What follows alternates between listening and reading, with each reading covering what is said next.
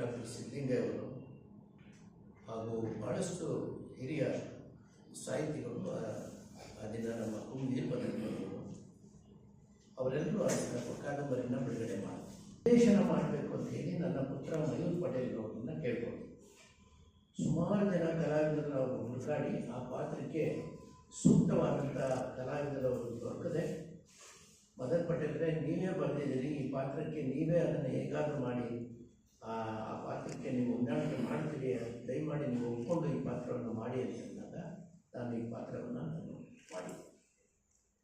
ಇಲ್ಲಿ ವಿಷಯ ಸಿನಿಮಾ ಚೆನ್ನಾಗಿ ಮೂಡಿ ಬಂದಿದೆ. ಸಿನಿಮಾದ ಒಂದು ಸಣ್ಣ ಮೊದಲಿಂದಲೇ ಹೇಳಬೇಕಂದ್ರೆ ಒಬ್ಬ ಅಮಾಯಕ, ಒಬ್ಬ ತಳ ಸಮುದಾಯದ ದಲಿತ ತಮಟೆ ವಾದ್ಯಗಾರ ಒಂದು ರಾಜಕೀಯ ಪಕ್ಷದ ಚುನಾವಣೆಯ ಪ್ರಚಾರಕ್ಕೆ ಹೋಗಿರ್ತಾನೆ. ಅವನು ಹೋದಂಥ ವ್ಯಾನ್ಗೆ ಚುನಾವಣೆಯ ಪ್ರಚಾರದ ಅವನಿಗೆ ಪರ್ಮಿಷನ್ ಇರೋದಿಲ್ಲ. ಅದರಲ್ಲಿ ಇವನು ತಮಟೆ ಇಟ್ಟಿರ್ತಾನೆ. ಹಾಗಾಗಿ ಆ ತಮಟೆ ಆ ವ್ಯಾನ್ ಎರಡನ್ನೂ ಪೊಲೀಸರು ಅದನ್ನು ಸೀಸ್ ಮಾಡ್ತಾರೆ. ಏನೂ ಗೊತ್ತಿಲ್ಲದಂಥ ಒಬ್ಬ ಅಮಾಯಕನಾದಂಥ ಈ ತಮಟೆ ವಾದ್ಯಗಾರ ಆ ತಮಟೆ ಇಲ್ಲದೆ ಅವನಿಗೆ ಜೀವನನೇ ಇರೋದಿಲ್ಲ. ಕ್ಷಮಿಸಿ, ತಮಟೆ ಅಂದರೆ ನಿಮ್ಮ ಕಡೆ ಹಲಿಗೆ ಅಂತ ಕರೀತಾರೆ.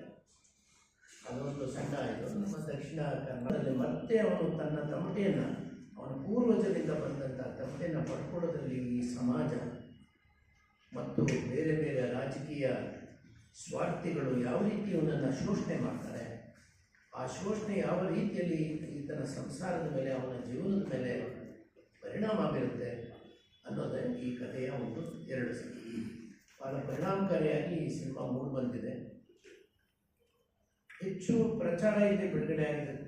ನಂತರ ಪ್ರಚಾರ ಈ ಸಿನಿಮಾ ಮಾಡುತ್ತಾ ಈ ಸಂದರ್ಭದಲ್ಲಿ ನಾನು ಈ ಭಾಗದಲ್ಲಿ ನಮ್ಮ ಗೆಳೆಯರಾದಂಥ ಮಹಿಮಾನ್ ರೆಡ್ಡಿ ಮುನ್ನೂರು ಪ್ರತಿಭಾವಂತ ನಟರು, ಅವ್ರ ಪತ್ರಕರ್ತರು ಬೇರೆ ಅವರೆಲ್ಲವನ್ನ ನಾನು ಹೇಳಲ್ಲ. ಆದರೆ ಒಬ್ಬ ನಿರ್ದೇಶಕನಾಗಿ ನಾನು ಒಬ್ಬ ನಟನಾಗಿ ಅವ್ರ ಹತ್ರದಿಂದ ಕಂಡಿದ್ದೇನೆ. ಅವರು ಒಂದು ಪರಿಣಾಮಕಾರಿಯಾದಂಥ ಪಾತ್ರ ಈ ಸಿನಿಮಾದಲ್ಲಿ ಮಾಡಿದ್ದಾರೆ.